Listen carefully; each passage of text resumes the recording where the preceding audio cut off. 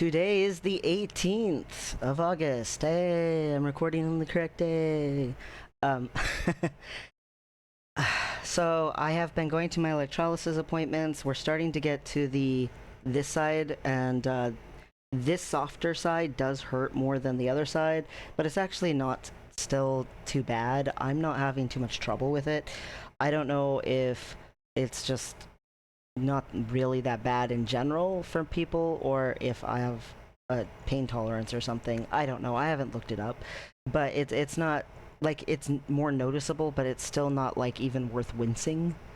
So yeah, but we are starting to be more on this side. So for my arm, the problem is it's the wrong side of it. For my arm, we've got all like here all the way to like here.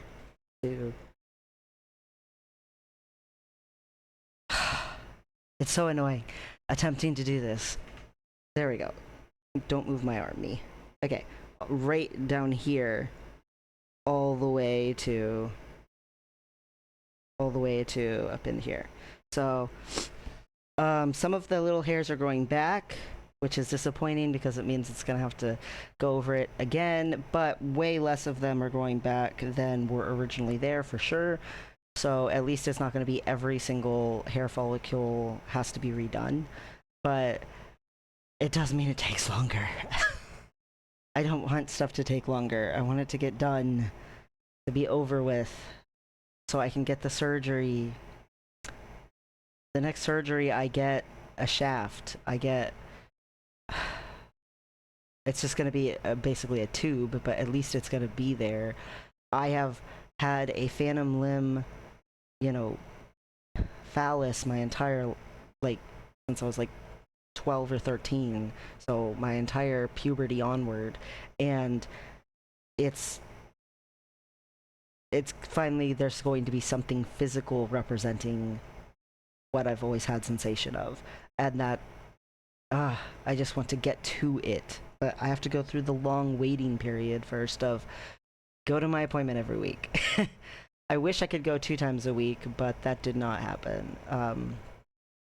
Is what it is with that. I did get officially some diagnoses. Gender dysphoria is on there, and PTSD is on there. That's been on there. Struggles with depression instead of non-stop dysthymia. Hey, for the first time in my life, I've had the ability to not be depressed some of the time, and I have moved from major depressive dysthymia down to major depressive episodes. So that feels like a milestone for me personally.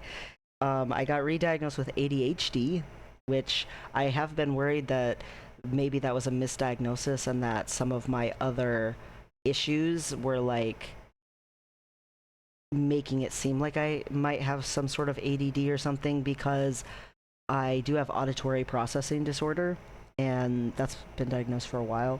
And I have anemia, and I have focusing issues from PTSD and stuff. So I thought, well, maybe it just seems kind of ADD because I know other people with ADHD, and some of them it's so bad that without medication they are just a mess, and I'm not that way.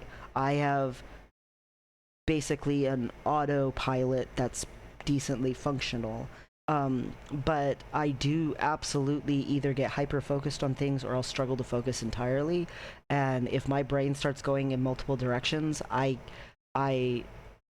just cannot get focus back for a while. Usually I have to actually go to sleep.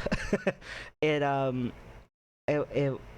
I thought was maybe not real ADD because of some of the people that I've known with ADD, and I've never taken medication for it. And nope, I have it. The other thing I got diagnosed with, I have never been diagnosed with before, and I don't know how. I could not believe when they told me that they thought I had this. They told me to go look it up because I like looking things up and reading about them. I'm interested in psychology.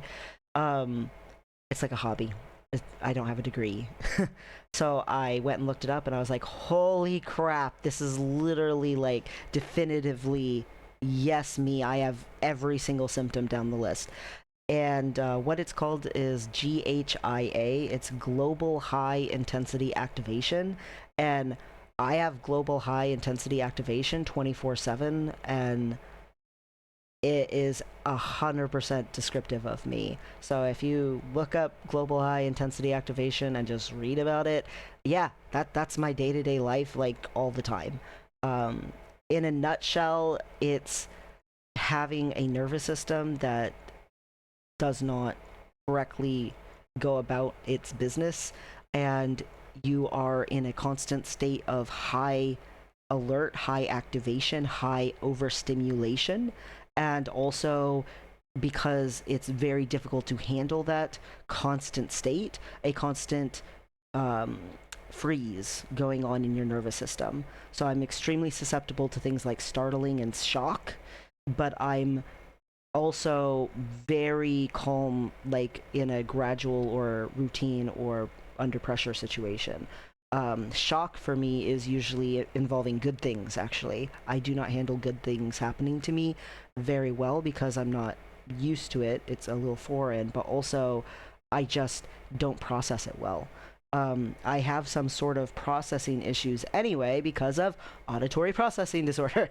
But I just, there are times that it's like my brain just stands still. And apparently, GHIA is affecting my ADHD. And that's why my ADHD sometimes comes off differently than I see it in other people. And the GHIA actually affects my PTSD and my depression. That's why I am active. I have active depression. I'm an overfunctioner. I have a compulsion. I non-controllable compulsion to constantly be doing, constantly be helping, constantly be trying to make things better. Um, I make these videos because when I am processing, I tend to process out loud. I talk.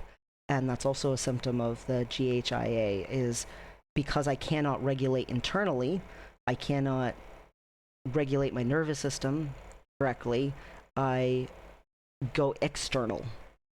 And the reason that I help all the time, but I do not have any dependency disorders, is because I have GHIA. And in GHIA, I am controlling material things. I am controlling my surrounding. I'm not controlling people. And dependency disorders tend to involve controlling other people. I tend to control, like, trying to create a haven around myself. The dermatillomania that I've had my entire life is a symptom, and it's a symptom of multiple things, but including GHIA. Also a symptom of PTSD, but some of the things that I have very much overlap with each other. Some of the symptoms of GHIA overlap with complex PTSD, but complex PTSD is not an actual diagnosis. Technically, it's not in the DSM-5. It's just PTSD. Even though complex PTSD is recognized by a lot of therapists as seeming to be a true thing, it hasn't been a peer-reviewed, fully studied thing. So it can't be in the DSM-5. But I have all the symptoms of that. But the point is, speaking of ADD and going on tangents, the point is the GHIA has so many symptoms going on. The way it was described is having a sports car that's driving at 100 miles per hour while having the parking brake on. It's constantly tearing itself apart. So yay me. It is not a curable thing, but there is therapy that can be done and habits and stuff that can be done to help mitigate secondary activation. I'm in a constant state of primary overstimulation. So my nervous system is always overstimulated, and I can reduce overstimulation from secondary things, which is why I try to constantly control objects. I don't have OCD, I have GHIA. I've been accused of, like, before in previous relationships and stuff, by people been accused of being codependent or of being OCD, but in actuality I don't have either of those things at all. um, I have GHIA. I definitely can see how some of the symptoms of it can come across to a an average person who's not like in psychology that way though. Like trying to manage items to reduce fear and to create security might seem like to someone else, oh, you're OCD, everything has to be in a set exact order and all this stuff. But I don't count. I don't have like agoraphobia and things like that that often sometimes go hand in hand with OCD. But OCD does often go hand in hand with ADD. But instead of actual OCD, I have this. It's really interesting, but also frustrating because there's not a cure. Um, for your nervous system to develop as not good as this, you have to have systematic abuse before the age of speaking. And it can't be that you were abused like once or twice. It has to be systematic. It has to be repetitive abuse. And you can't get this disorder otherwise. Or like it's a somatic translation of symptoms. For your nervous system, it does not process correctly, and so it creates somatic issues. So it's not a technical dissociative disorder, it's a somatic disorder, which a lot of dissociative disorders include somatization. One of them even used to be called somatization disorder. I've known someone who had it. Anyway, um, the point is, I I can function, but I have a functionality that has limitations. I have a very limited capacity. It's like I can go, but I can only go until can go, and then I just drop. And that sounds like normal. That sounds like anybody, but it's very fragile. Like my capacity can get knocked into almost nothing, and I just shut down very easily because everything is a trigger, not just PTSD wise. Everything, because I'm in a constant state of being overstimulated, everything either provides secondary stimulation or else doesn't. And anything that provides secondary stimulation, even if it's a good thing, which is probably why I have such massive reactions to good things, it is like 5 minutes of having emotion and having like this intense, like it's very intense, and then I just shut down completely, like emotionally shut down, like it's gone. And it's very difficult to regulate yourself when you can't control that. So I have to pursue triggers that help me. So I have to be aware, am I counterbalanced more toward being activated? Then here are some habits and things that I have done my whole life that I didn't realize I was doing because it helps me, but here's things that help reduce my activation and bring me into a more balanced area. Oh, am I feeling completely shut down?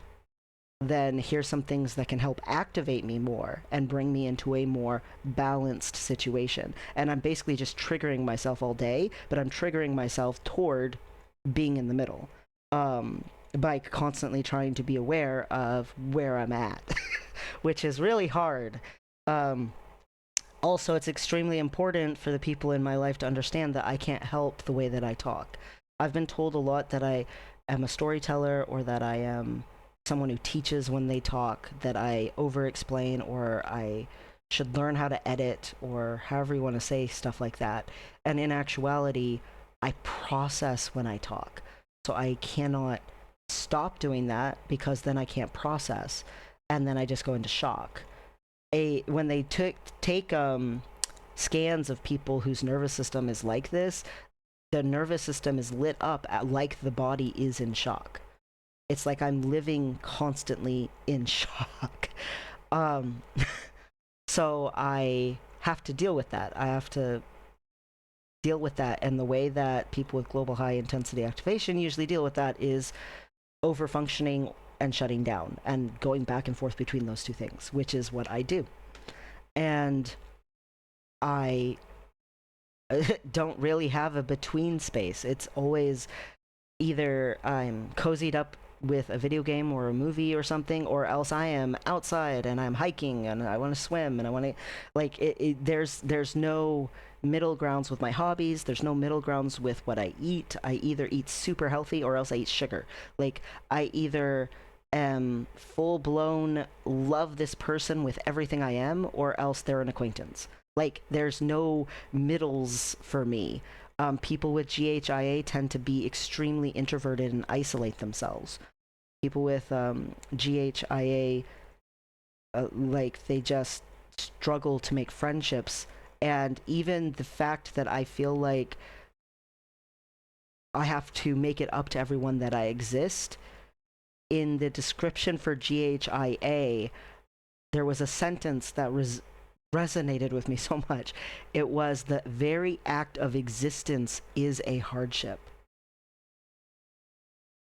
A person with GHIA feels ostracized, and they constantly are trying to make up for that and trying to fix that, and in so doing, constantly making it worse accidentally. And so, because this dynamic is constantly in play when they're around other people, they just withdraw and withdraw and withdraw more and more from people. And it's a protective measure, it's a safety mechanism.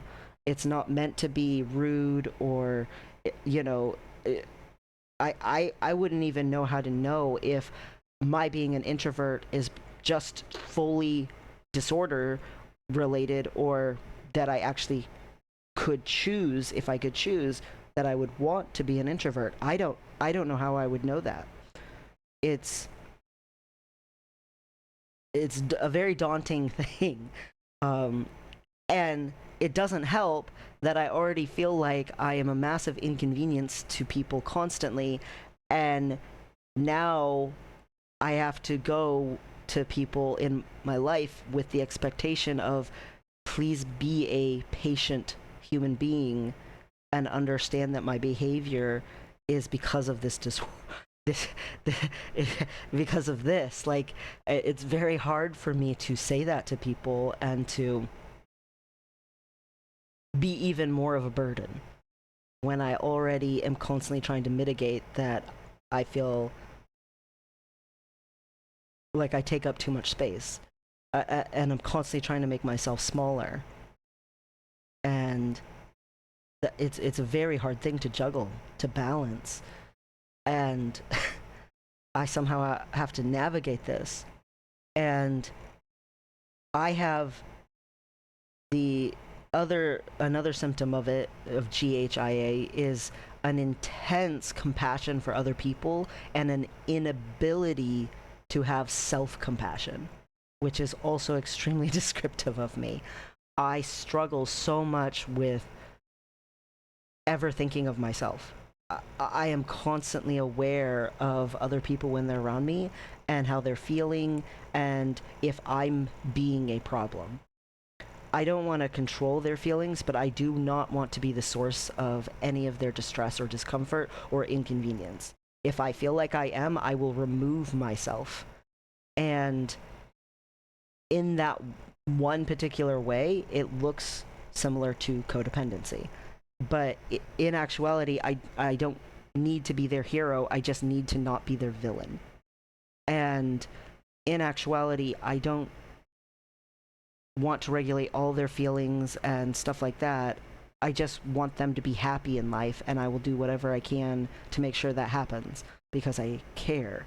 But even like in public, like say I'm walking through a grocery store, I am always trying not to be in people's way. I always apologize to people. I smile at babies. I help little old ladies. I am talkative to the register person about their life. You know, they say, "Oh, how's your day?" And I'm like, "It's fine. How's your day going? How are you doing?" Like, I give attention to people. And I'm always trying to make up for the fact that I exist, because I can't have self compassion. I only have compassion for everyone else. I apparently, in order to to try to develop some sort of sense of having a more logical or realistic sense of boundaries, because obviously if you have no self-compassion, you're terrible at boundaries. um, Treat it from a logical standpoint, because my brain works fine, my nervous system doesn't work fine, and that's difficult, but I'm trying to work with it. But I basically have to look at it from the perspective of other people involved in a situation.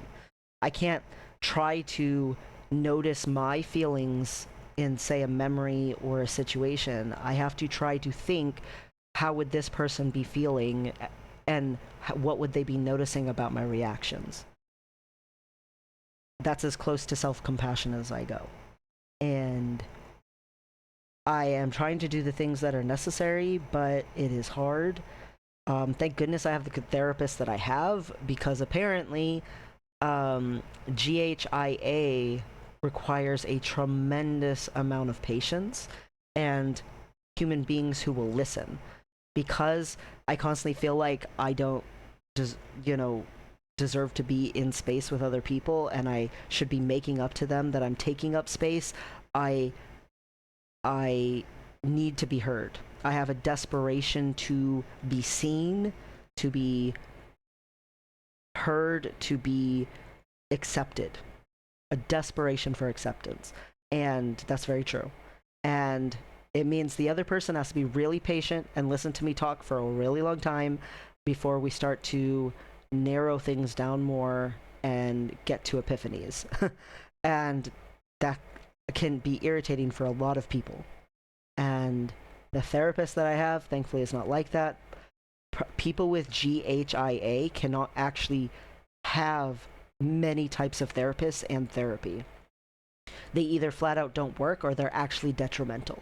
Normal types of therapy stuff that involves things like, mindfulness trainings and stuff like that are actually not conducive for someone with GHIA. Meditation is not usually conducive for someone with GHIA, because again, it's in the nervous system.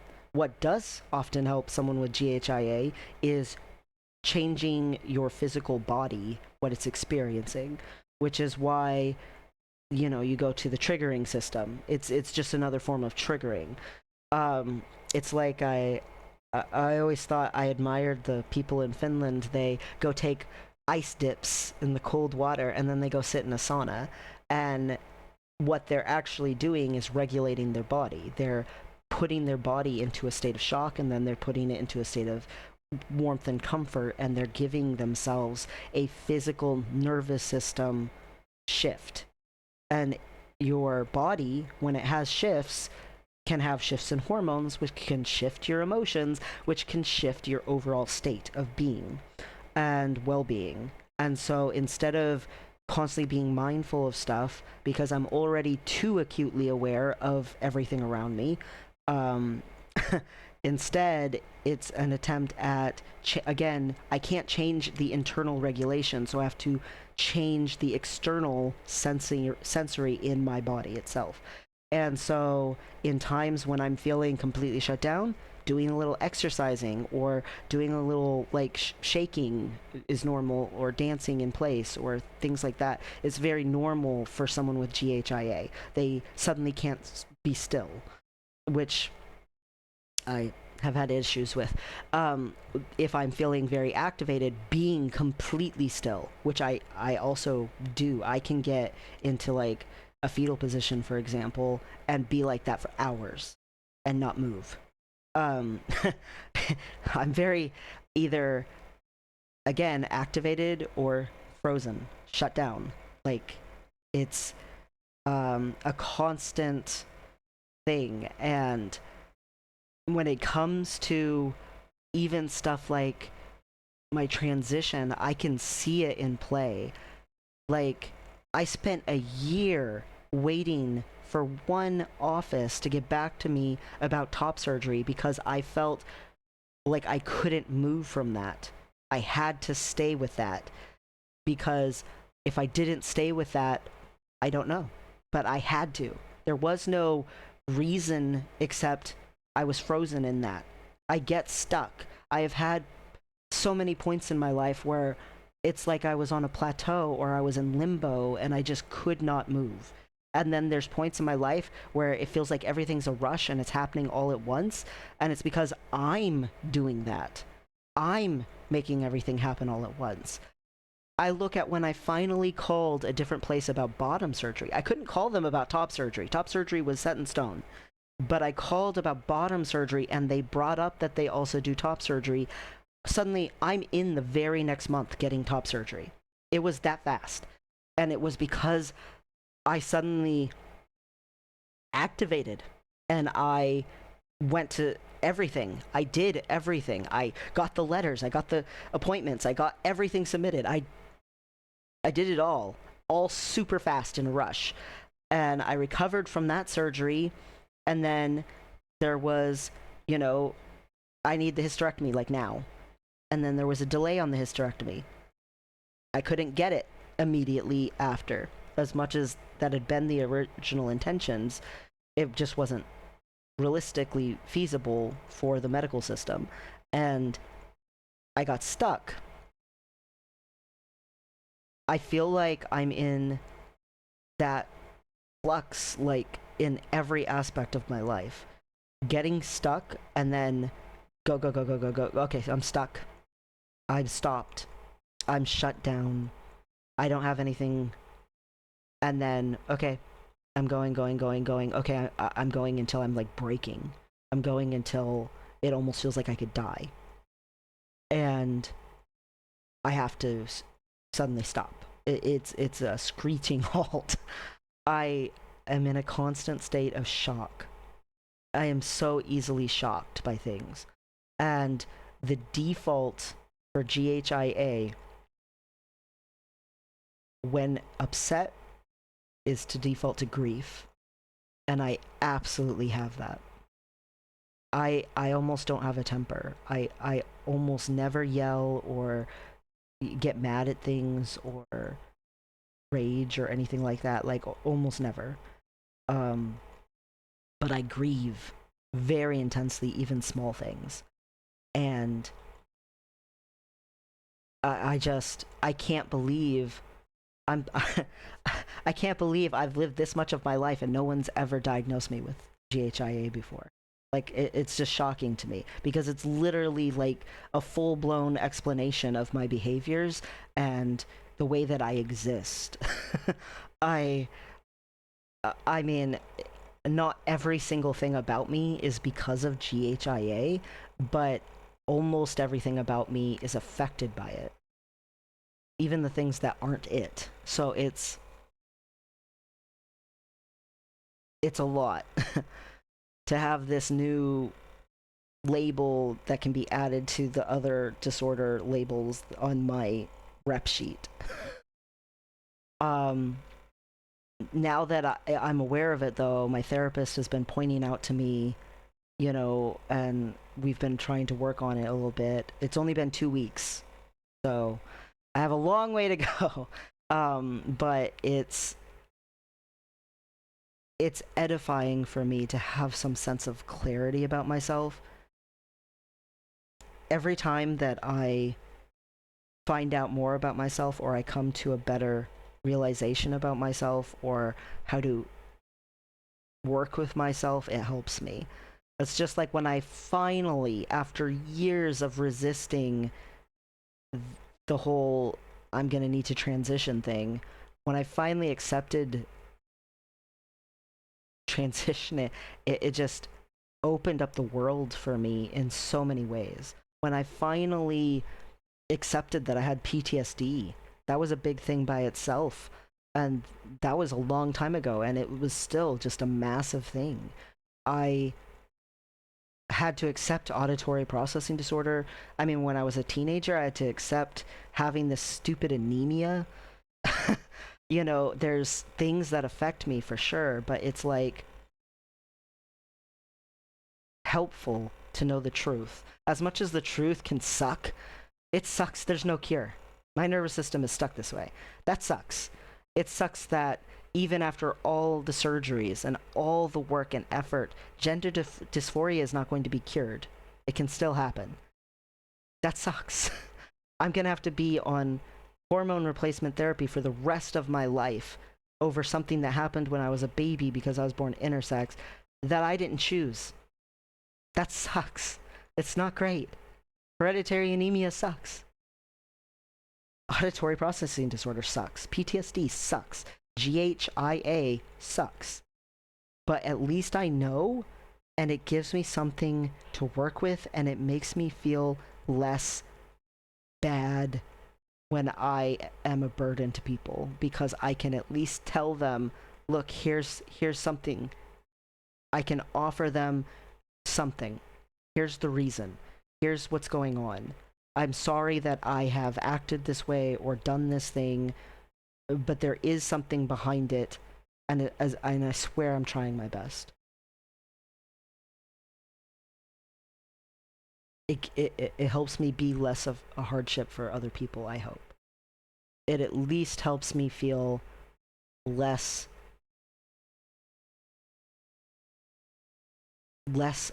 confused. I get very confused. I get the whole being in a constant state of shock thing means sometimes processing is hard for me. And again, it's not because my brain is stupid. I just get shocked. And I get confused and bewildered, and then I recover and I get over it, and then I'm acutely way too functional, but it's helpful to reduce confusion for me, because confusion creates anxiety.